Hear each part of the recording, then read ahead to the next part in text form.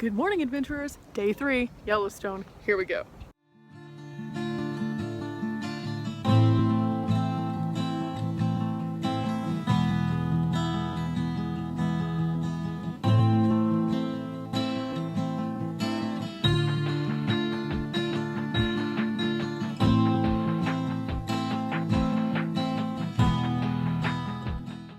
At almost every entrance of Yellowstone, you'll find a visitor center.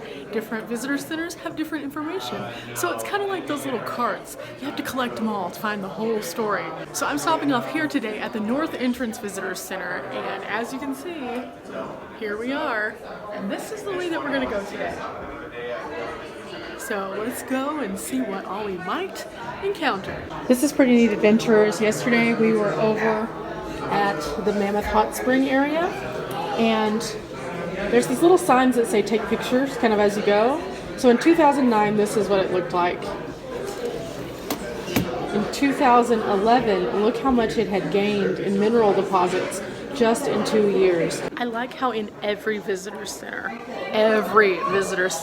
they have this warning to stay on the boardwalks. I think it's really important because they know that people come in from different angles and entrances, so they want to make sure people have that information. And it's in so many different languages. It's not just in English, so everyone can understand this. There's been lots of bear warnings, so let's just kind of look at this guy who gives us a little knowledge. It's summertime. So on here it says that during summertime, bears can be found more on boulders, eating destroyed logs and lapping up ants, moths, things like that. So that's why they say that whenever you're hiking during summer to be more bear aware, because those are the prime grounds for bears.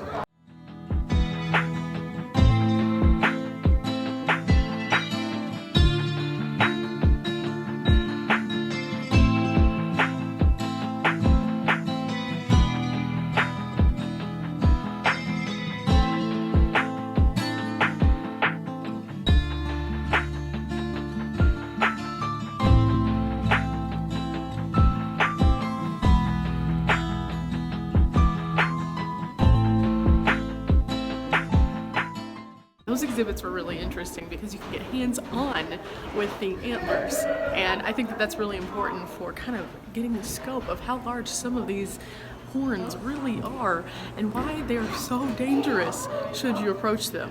After being upstairs for just a few minutes, I came downstairs where there is another exhibit. This one's more of a gallery style museum, so I'm going to kind of show you a few of these things and post the rest of it on my website.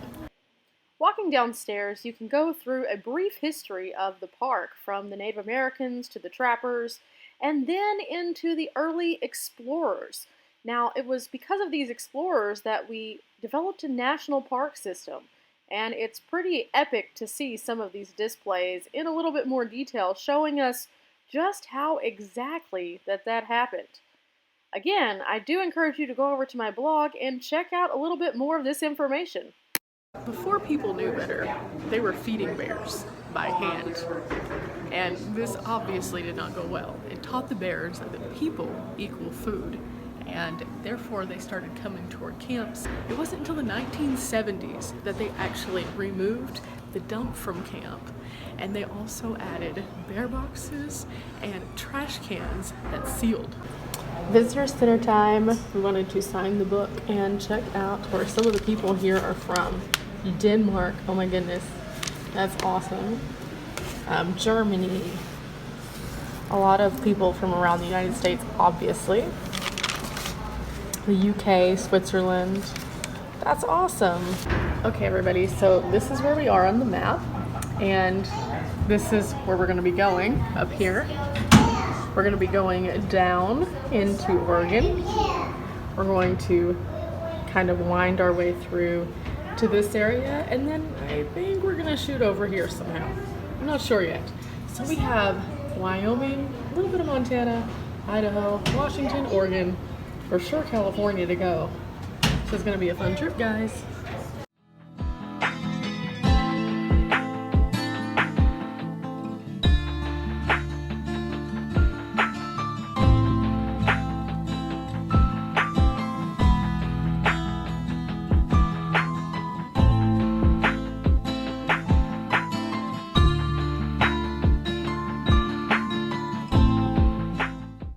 section of the center talks about all of the different animals that you might find and a few of the things that you might not know. So for example, we have these little areas right here that talk about when bears typically leave their dens. That's interesting to know, right? But then you have here some information about the wolves. So it's really interesting. It's every animal that you might find, not just limited to the predators that they warn you about throughout the park.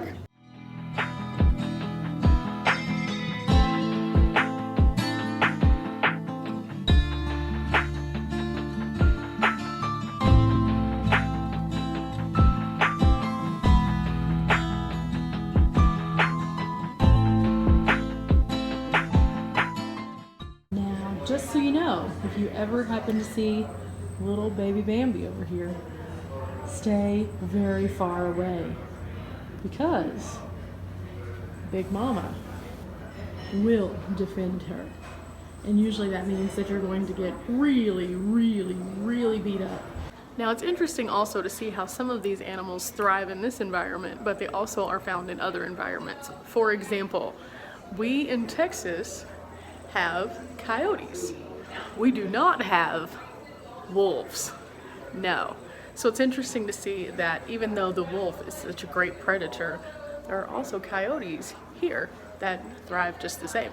I love me a good visitor center. I picked up some postcards and I will be sending out a care package to someone who follows me. We're gonna be doing some kind of giveaway really, really soon. I also picked up a sticker for my sticker collection. So now I'm ready to hit the road and get out into the park and explore. Had a wonderful experience here in the visitor center. Got to talk to some amazing people, some people from Texas, also some people who worked at the visitor center and were able to explain a little bit more of the things that I should be doing on the east side loop. Now before we hit the road, I wanted to touch on this that's behind me. This area used to actually have a fort, and we learned about that in this visitor center right here. The fort actually allowed people to stay here in this area while they were actually creating the park services, and they facilitated much of what we see around us. So you can actually take an audio tour or a walking tour of this area, and all of the buildings are marked. They do have a little guide right here that's available for like $1, and you can kind of walk at your own leisurely pace and learn a little bit about the area. So that's pretty cool. I don't know if I want to do that or not. I kind of do, I kind of don't. This is the water bottle I've been carrying around with me while here, and I'm going to put this Be Bear Aware Yellowstone sticker on it. This was the water bottle I received whenever I did Questival, and I feel like it tells a great story of adventure. So here we go. There it is, right there on it. Right next to my Camp More Dirt sticker. Yeah, so we have plenty of space to keep decorating on this trip. Stop one on the eastern side loop, and I hear water, guys. When I was driving up to this area, it looked like we were climbing and climbing and climbing, and you could see where the mountain just dropped off. Apparently, now we're going to be able to see why.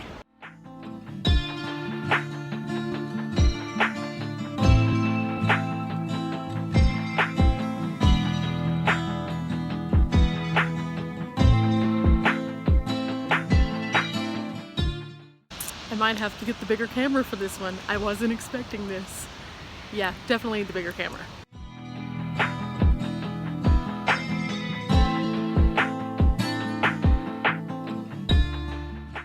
A little bit up the road, there is a self-guided tour area that has nice little boardwalks and information all around. So I've got my water, and it's time for us to go and check this out. I'm not going to hike a lot today, but I feel like this is a good place for me to get out and explore a little bit without having to worry too much about bears. This area, the bears aren't roaming around quite as much, and we're more likely to run into a bison than we are anything. So fingers crossed. Okay, so this is the little map around the Interpretive Trail. There's lots of areas that we can go explore, and this is what it looks like, guys. So let's take this boardwalk and see what we can find. Our first stop here on the boardwalk is about the wolves that are actually in Yellowstone. Their biggest prey happens to be the elk. Right here you can see the paw prints that are left in the ground, and much larger than your standard dog that you have at home. Yeah, I wouldn't want to encounter one of those if they were angry. Gonna stay away from any of the pups for sure.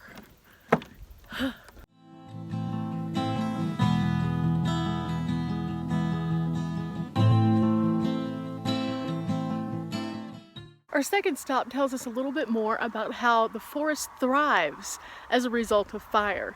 There are certain cones that don't open until they're in extreme heat, so that's what has created much of this area of new growth forest. Now, the big fire that we've seen was in 1988, so these trees are about 30 years old for the most part, and, well, they're pretty tall, guys.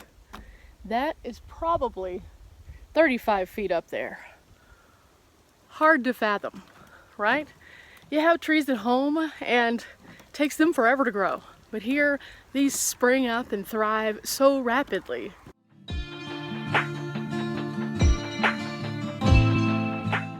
The boardwalks here are absolutely beautiful. It's so quiet. This isn't a stop that everybody makes, and because of that, you can truly take in the nature around you and appreciate it and really have an opportunity to enjoy yourself and see what this forest is made up of without having to worry about necessarily hiking all the way up a mountain or having limited ability or anything like that. This gives you the option to see the world around you uniquely. I'm loving this. I mean, you can get right in touch with the nature around you. It's so beautiful. Words can't even describe it. I use the word beautiful and I feel like that doesn't do it justice.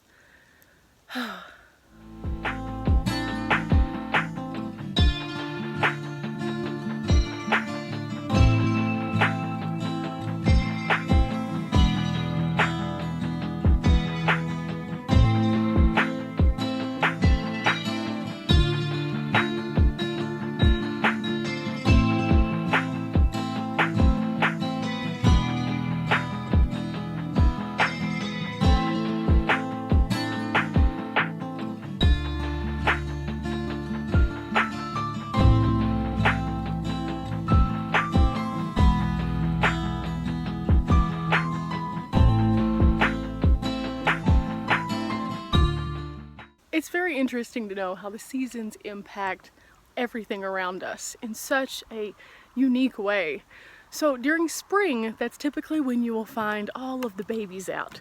That's also one of the more dangerous times to be out and about if you happen to see an elk or a bison or a bear. It's during this time that the mothers are the most protective. So if you are coming to the park, this is the time where I definitely recommend not veering away from any of the rules. It could just be too dangerous.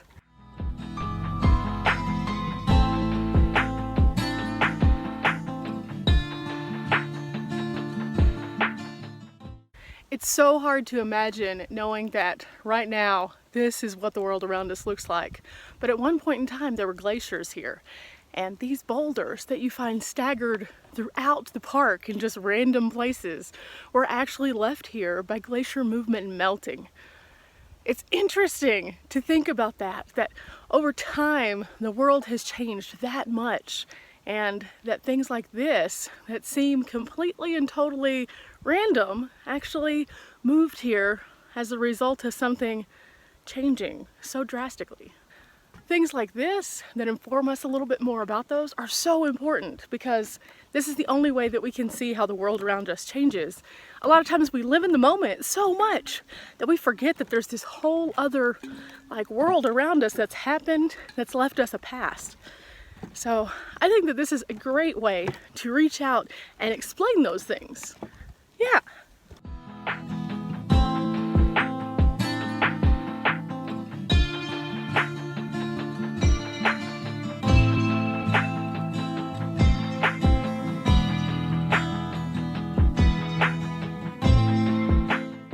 Just like that, guys, we're back to where we began. That was a very short walk. It wasn't anything strenuous. Anyone could do it, and I definitely encourage you to. It's a good stop. There's not a lot of people here, and it truly is peaceful.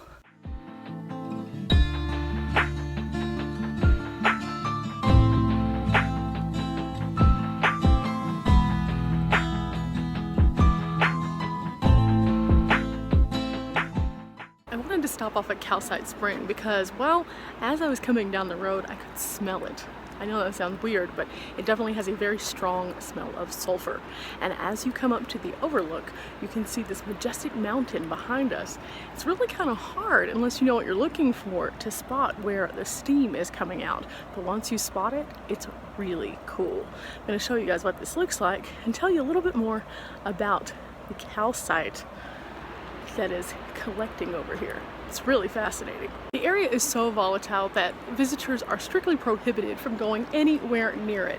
The reason being that in some areas it is so hot that it actually melts sulfur, and you can see it oozing like molasses out of the side of the mountain.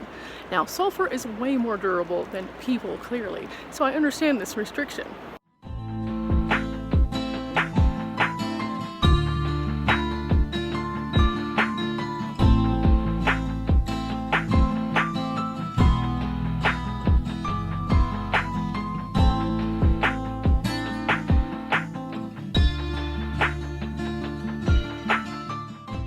Now this is Yellowstone. There is no wrong way to see Yellowstone. Except not seeing it, of course. That is the wrong way to see Yellowstone. Yeah, shame on you.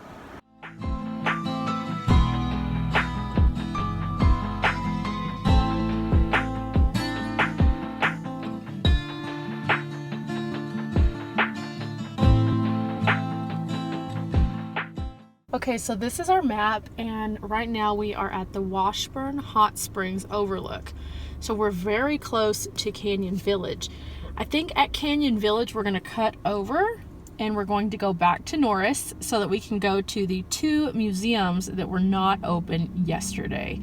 And then from there, I think we're going to head toward the western exit.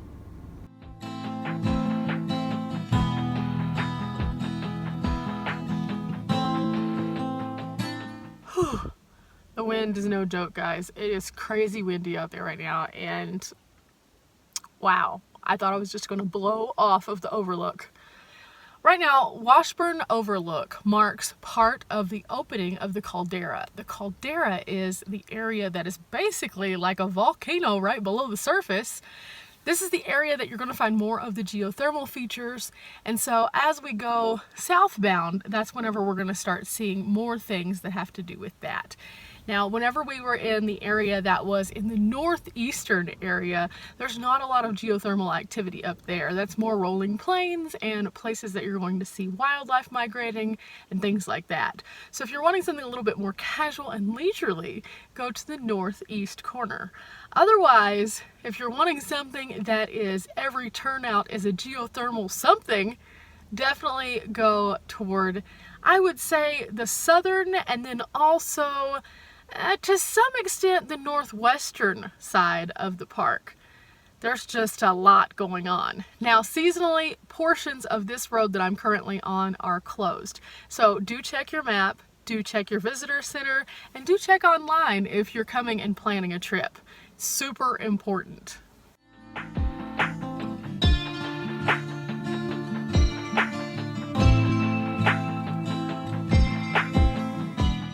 We made it back to Norris, and I'm not talking Chuck. Right now I'm about to go over to the little cabin right there, and that used to serve as the soldiers' outpost when the cavalry used to patrol this area. And then there was developed the park rangers, and so we're actually going to be checking out what's inside the building, which is the National Park Ranger Museum. I am so excited. Yellowstone was the first national park and had the very first park rangers. So I'm sure that there's so much interesting information, and I can't wait to see it.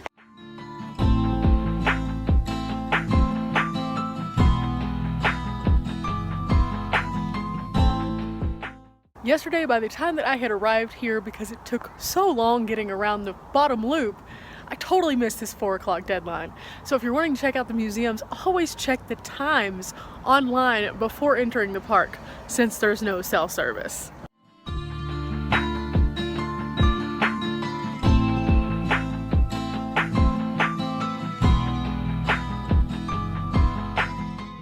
While inside, I got to meet two very cool volunteer rangers who are so amazing and told me all about how it works with the rotation of the rangers to different parks, which is really awesome. So you get a great fount of knowledge well beyond just the museum itself. But now that we're in the museum, let's go check it out.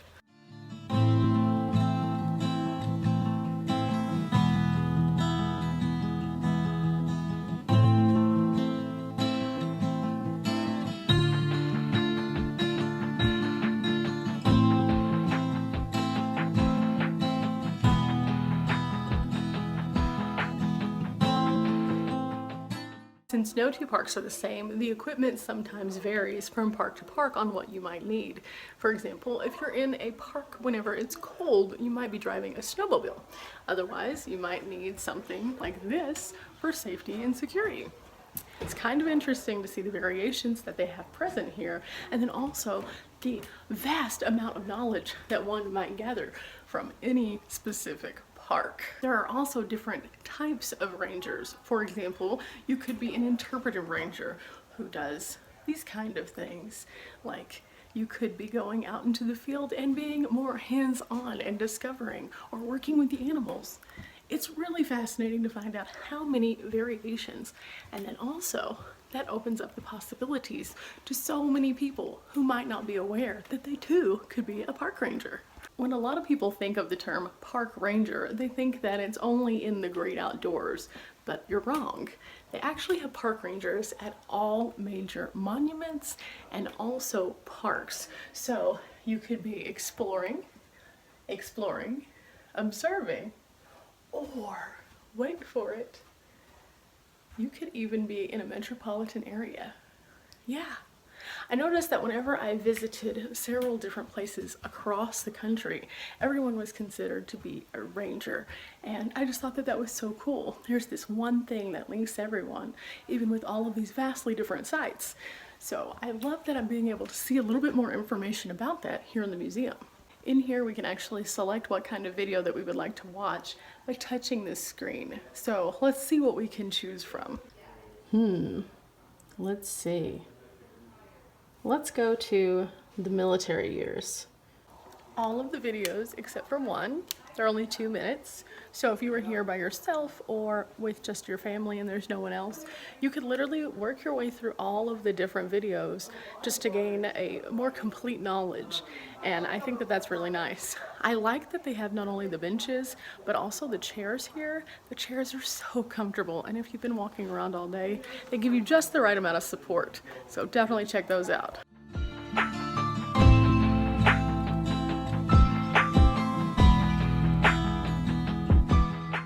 Now, the building we're standing in was originally an outpost, meaning that it was one of the substations of the major fort, which was Fort Yellowstone.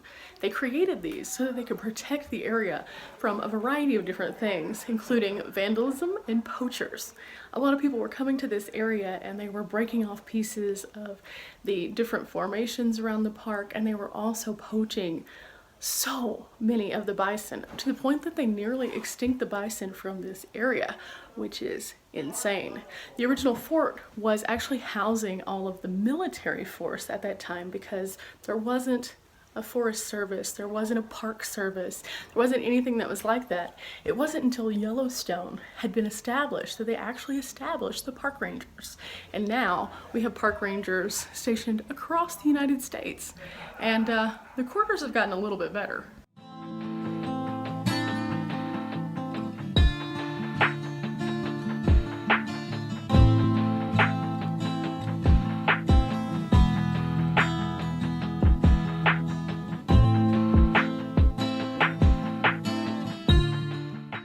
Okay guys, I just spent the best time in this little area looking at the Rangers Museum.